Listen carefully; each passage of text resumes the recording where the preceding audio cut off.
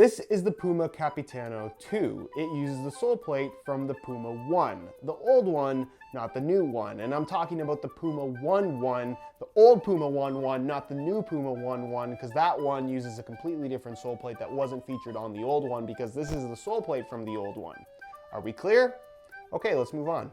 What's going on, guys? Josh from SoccerReviewsForYou.com, bringing you my review plus on-feet video of the Puma Capitano 2 in this black, white, and gold colorway. This is a boot that retails for $100 and is a direct competitor to stuff like the Nike Premier 2 and the Copa Gloro 19.2. If you've followed the Puma brand for a while now, then you might have noticed that they no longer make a modern Puma King. The last couple modern ones they made both weren't very good and didn't sell very well, which is part of the reason why they killed it off. That's why they only make the Future and the Puma 1. There's still a classic variation of the Puma King that compares more closely to the Copa Mundial, but to most people, especially the younger generation, that's not particularly appealing. But we now have the Capitano 2, which is more of a value for money option that gets you a partial kangaroo leather upper. The other 2/3 are made up from what is admittedly kind of a cheaper synthetic, but we'll talk about that more in just a second, on top of a sole plate base that is arguably kind of speed boot-esque. So in comparison to its competition,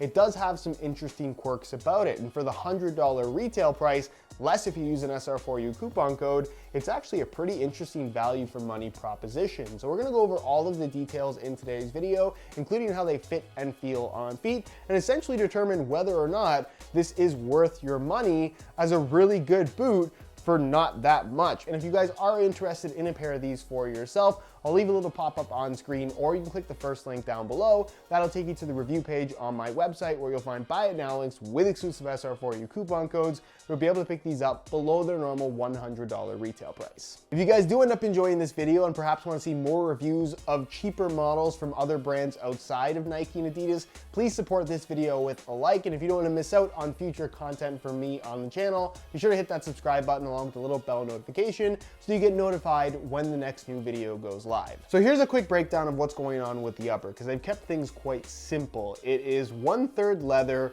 and 2/3 synthetic. The synthetic part I think is pretty clear to see. You can see from this seam right here on the lateral side, going all the way through the midfoot heel area and then wrapping around through the midfoot on the medial side up until this seam. That is entirely made out of a synthetic leather material. There's a little bit of added texturing right here, but it's not super noticeable on the ball. And the synthetic itself, I don't think is particularly nice, but it does match the thickness of the actual leather you find at the front. So the overall touch on the ball, once the boots are broken in, is decent, but not spectacular. The tongue is also entirely made out of that same synthetic with a decent amount of foam padding on the underside. It's kind of cheap if you ask me, but what I do like about it is the entire underside of the tongue is lined in a nice synthetic suede, as you'll find with the heel liner, which we'll get into in just a second. So from those two seams forward, that's where the boot is made out of leather. What kind of leather? Kangaroo leather. And we know that because it does have the natural leather symbol. That's what that means,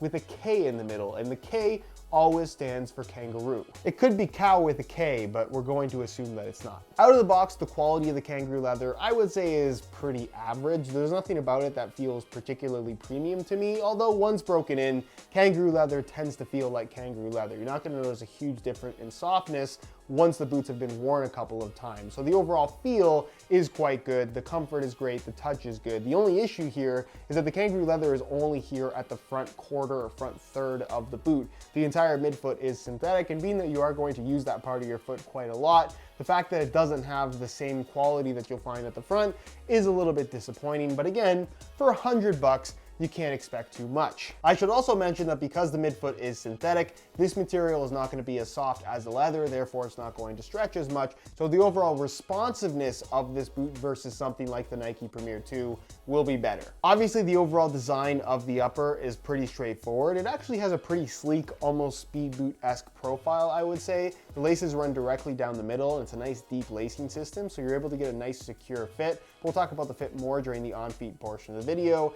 It is a standard low cut, as you can see, and the heel liner has this nice synthetic suede that's also on the underside of the tongue, as I mentioned. Good amount of padding, and the overall heel lockdown is actually pretty solid. The insole is fully removable, which is nice to see, and it features a regular kind of mesh liner on top, and a single layer of this black foam.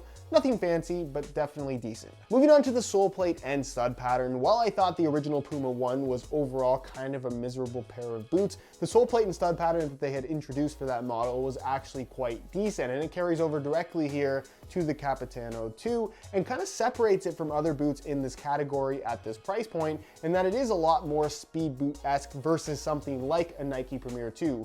Way more aggressive traction, certainly a more solid feel to the construction of the sole plate. It's a thicker plastic. It's not overly flexible. You're gonna notice some stiffness, especially out of the box, but something that you do get used to and is certainly not uncomfortable in any way. And then as far as the FG stud pattern is concerned, again, it's kind of very modern and speed boot-esque. You get the bladed studs at the back, some conical studs in the forefoot, some bladed studs at the very tip, and then bladed support studs as well. So traction is gonna be on par with just about anything out there, with an upper that obviously looks a lot more old school and traditional. So it's kind of unique in that regard. Kind of reminds me a little bit of what Puma used to do with the King SL models, obviously not quite as light.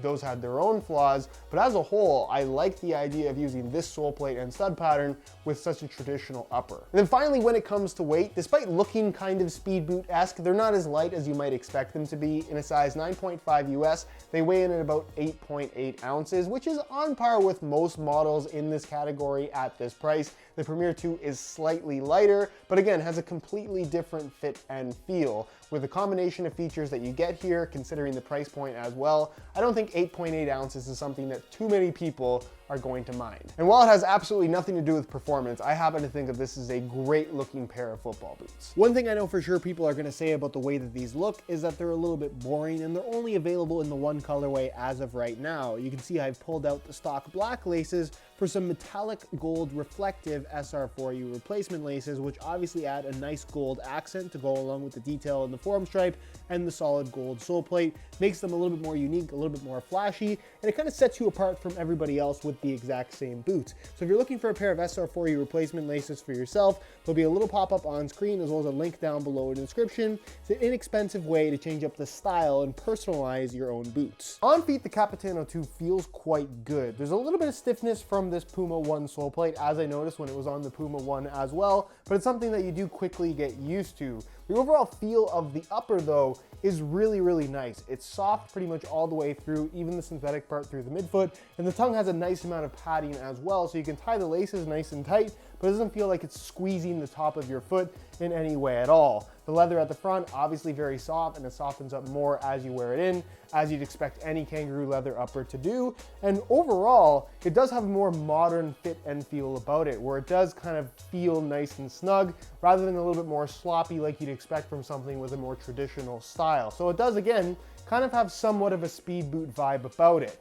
My one complaint in regards to the fit is that the heel area is a little bit more shallow than I would like it to be, but not to the point where I would say it's detrimental to the fit. Just something that is going to take a little bit of getting used to. As far as width is concerned, they have some decent width. I wouldn't expect too much stretch in the midfoot area, being that it is synthetic, but the leather part of the front definitely will stretch a decent amount. As long as you don't have excessively wide feet, I think these will fit you quite comfortably. And as far as the sizing is concerned, I'm wearing these in my usual size 9.5 US, and fit and length is absolutely perfect. So if you are looking to order a pair for yourself, I would strongly recommend going true to size in order to achieve the best possible fit. So in conclusion, I have to say that these actually offer more than I was expecting them to for your $100, making them actually a pretty solid value for money and kind of a unique proposition in regards to the combination of features that you get. Yes, the synthetic through the midfoot is kind of cheap, and it does compromise the touch on the ball, especially considering how premium the kangaroo leather at the toe does feel once the boots are broken in. But you could also argue that it's a positive aspect of the boot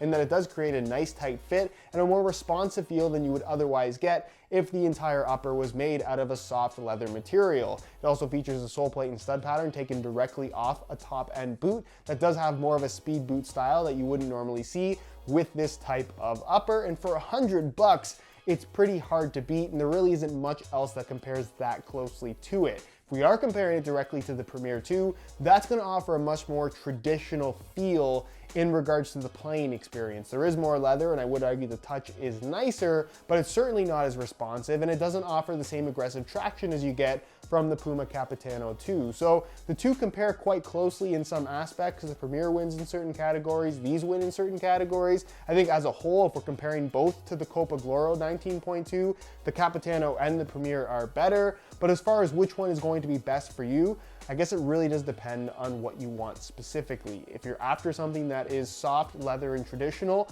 but does have some speed boot elements to it, then I definitely think for $100, this is a pretty solid buy. If you guys did end up enjoying the video, please support it with a like. That helps me out tremendously. If you're interested in a pair of these for yourself, again, you can click the first link down below. That'll take you to the review page on my website where you'll find buy it now links with exclusive SR4U coupon codes where you'll be able to pick these up below their normal $100 retail price. If you have any questions, as always, leave them down below in the comments, and I'll do my best to get an answer out to you as soon as I possibly can. Subscribe if you haven't already for daily videos on all the latest and greatest soccer gear. You can find all my social media information linked down below in the description as well. Other than that, guys, thank you so much for watching, and we'll see you in the next one.